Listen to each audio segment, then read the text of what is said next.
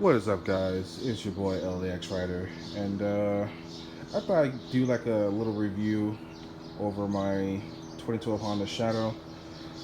Just to help you guys, make a selection for your first bike or maybe like a second bike.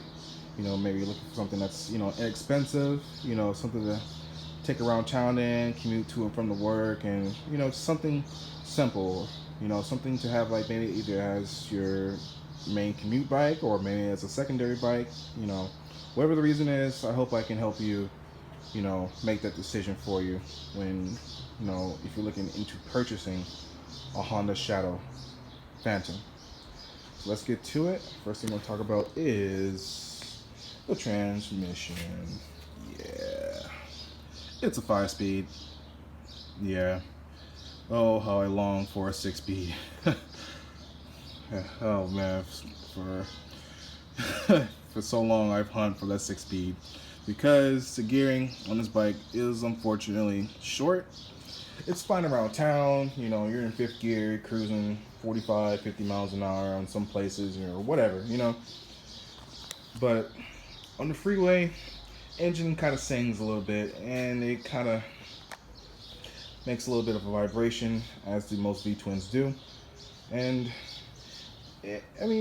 not saying it won't do freeway speeds comfortably, but if you're trying to go anywhere past 70 miles an hour, you're going to be you kind of pushing out, you kind of stressing the engine out a little bit. So, of course, I'm a big guy, so that doesn't necessarily help either. Like 5'11", maybe 250 pounds, so it'll struggle getting up to speeds a little bit, for a guy my size. Obviously, for a lighter, maybe shorter rider, it'll probably be a little bit better, but you'll probably skip a couple of cheeseburgers, maybe that'll probably help. Anyway, like I said, the ratio is short, and there's not really much you can do about it. You're gonna have to you just work with it. It's fine at a good 65, 70 miles an hour. The engine still kind of sings a little bit, but other than that, it's fine. It's stable. It's still comfortable to cruise around that speed, and yeah, that's pretty much it as far as the transmission is concerned. Let's see what else we can talk about. This guy right here, the diff. Not too many shaft-driven bikes on the road. You got your BMWs that are shaft-driven. That's and they offer that extra protection and durability. But on cruisers, not so much. Most of them are either belt-driven, which is more common, and then a few of them are even train-driven. So the shaft-driven cruisers, not so much. But it's a good and a bad thing. Good thing is the service intervals are anywhere between 10 to maybe 12,000 miles, depending on how often you ride and stuff like that. And that's pretty much it. You don't have to make any adjustments. You don't have to tighten anything. It's just you just take that off, you drain it, plug it back in, you fill it up, and that's pretty much it. So it's pretty simple. As you may know, driving along a shaft-driven bike, it does sap away most of the engine's power because larger rotational mass, increased parasitic loss. So, but let's see what else. Sorry, I had a bit of a brain fart. It's another thing about shaft-driven bikes is that they're kind of clunky when you shift between gears, and you can really feel the clunk when you're downshifting. So rev matching is all more important. But other than that, it's still smooth as far as just cruising along and stuff like that. So it's more of a positive than a negative for sure. All right, let's move on along here. Oh, don't mind the dirt on the exhaust. It's been like that since I got it, so I've been trying to find ways to clean up a bit. So yeah, we'll just overlook that. Drum brake. Yeah, not much to say about it. It does what it does. It slows the bike down. But like most drum brakes, The more you use it, the more heat it creates, and the less efficient it becomes. So just keep that in mind. It still slows the bike down. You know, it's very smooth to operate. It's mechanical. Um, so you just every now and then you might want to make a little adjustments as the, over time it wears. But for the most part, this will last a whole lot longer than your front brake would. So yeah, you probably don't have to worry about this for at least maybe like, I don't know, maybe 9,000 miles, maybe depending how you ride and whatnot, or depending how much braking force you put on the rear brake when you try to modulate between the front and rear brake bias. All these parameters make a difference in brake wear, obviously, but for the most part, this will last a lot longer than your front would. So you're good on that. So let's see what else. The engine. Now, as most of you may know, it's a Shadow 750, so it's about maybe 747 cc's. So I think on some websites it say it makes like around 45 horsepower and maybe like 30 something pound-feet of torque. I think it may be a little bit more than that, but I know it's not anything crazy. It does what it does. It's smooth, reliable. I've even missed a couple of gears, had a couple of false neutrals, and I even bounced off the rev limiter a couple of times. And yeah, I try not to do that. So, but like I said, these engines are practically bulletproof. They're liquid cooled, so you're good to go. Nose, 3 valves per cylinder, 2 spark plugs per cylinder head, 1 intake, 2 exhaust. And the 2 spark plugs are there just to give that more efficient burn, better fuel economy, better performance. So yes, all good there. And obviously the air filter is right there, easy to remove. You just take all these bolts off right here or screws, and that's it. Pretty simple. Let's see. Like I said, the front brake works pretty good, does what it does. 2 piston front caliper up front. Pretty simple. You don't have to do anything crazy with it. It just works. It's just a simple hydraulic front brake. The only downside is that it is a bit spongy. So maybe I may have to get it flushed out or anything like that. But it still looks pretty clear. So I'm not sure. It's just how it is. Maybe it's just the fact that it's not running a steel braided line or whatever. Whatever the reason is, it's like that from the factory. This bike is pretty much stock. I didn't really do anything to it besides the headlight. Yeah. The stock incandescent bulb sucked at night. So what I did is I installed an LED light kit, which was a bit of a pain in the ass to install. But other than that, pretty simple. LED lighting is just really the way to go in 2018.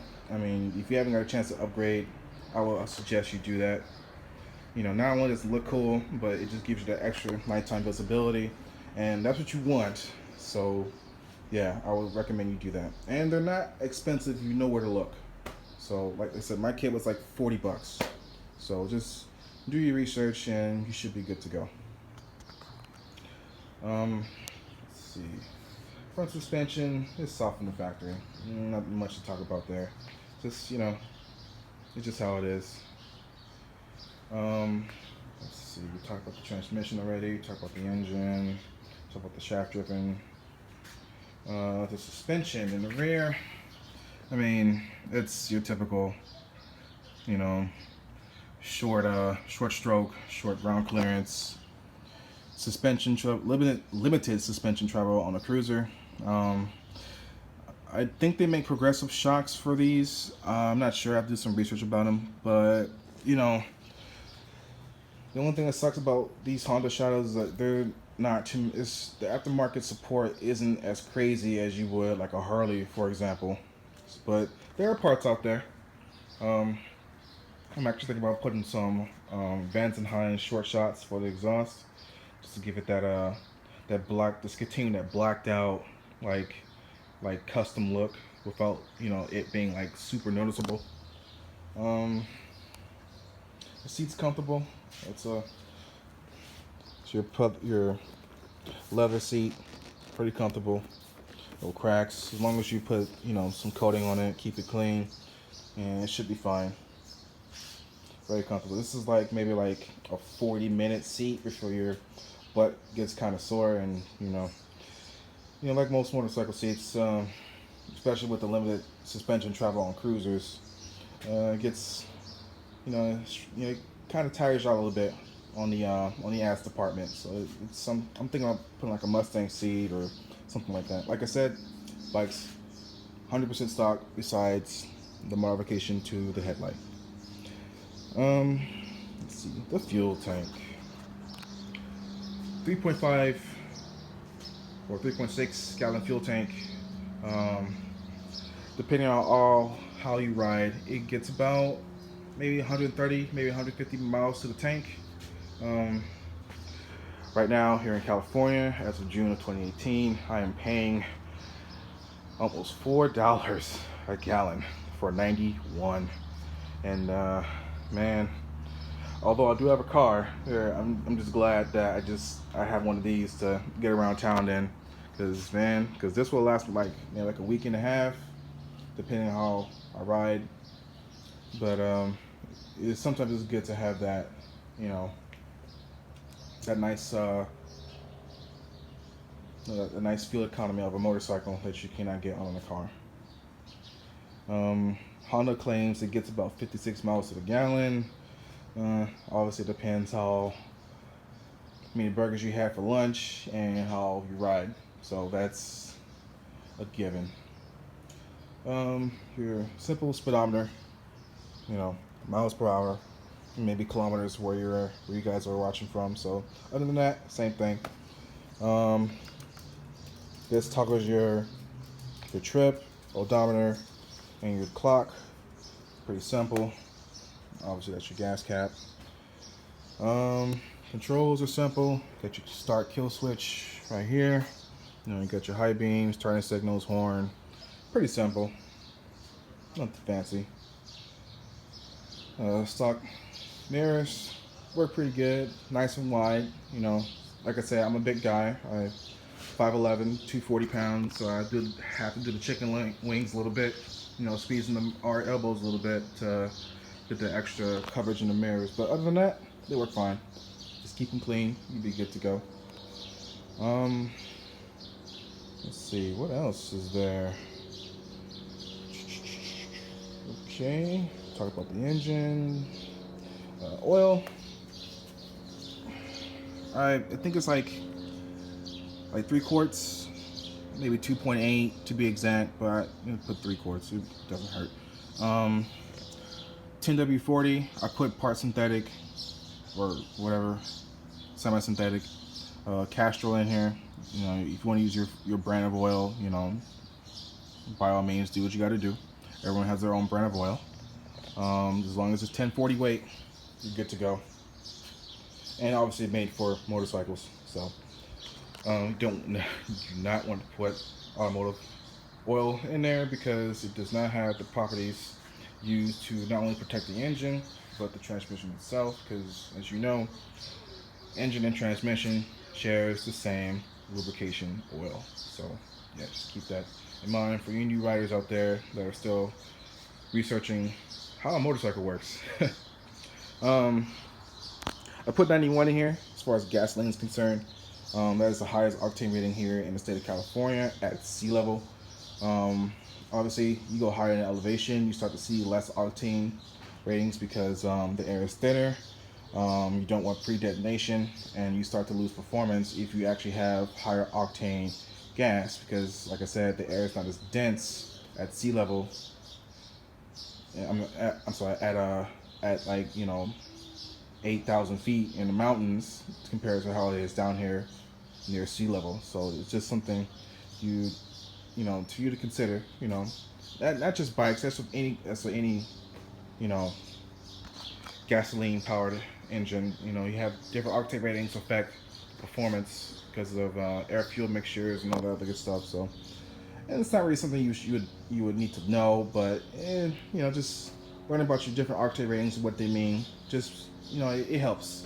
So I heard some people you can run like the low grade gasoline in here. I don't. I just don't feel comfortable putting lower octane fuel in a motorcycle. But that's just me. Um, so to each their own. And so you talk about the front brake, rear brake, shaft, engine, transmission, oil, gas tank, and gasoline itself. Talk about the speedometer, controls, lights. That's pretty much it. We even talk about the suspension a little bit. That's pretty much it. This is my honest review of my 2012 Honda Shadow Phantom, and I hope this helped you in terms of making a decision whether you want to purchase this motorcycle or not. I apologize for my messy garage. It's being, well, it's a garage. It's supposed to be junky, but yeah, it's what it is. It's a pretty simple motorcycle. I love it. It's reliable, good on gas. Like I said, it makes a manufacturer claim 56 miles to the gallon, and that's pretty much it, really. Obviously, your battery is underneath the seat.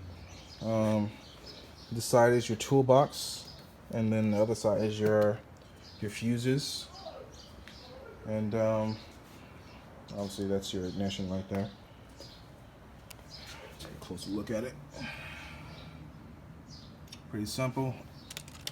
This is the key.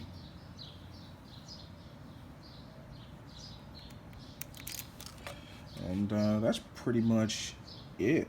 Yeah, let me know if you guys have any questions. Like, comment, subscribe. You guys have a good day. Your boy LAX Rider is signing off. And catch you guys next time. Peace.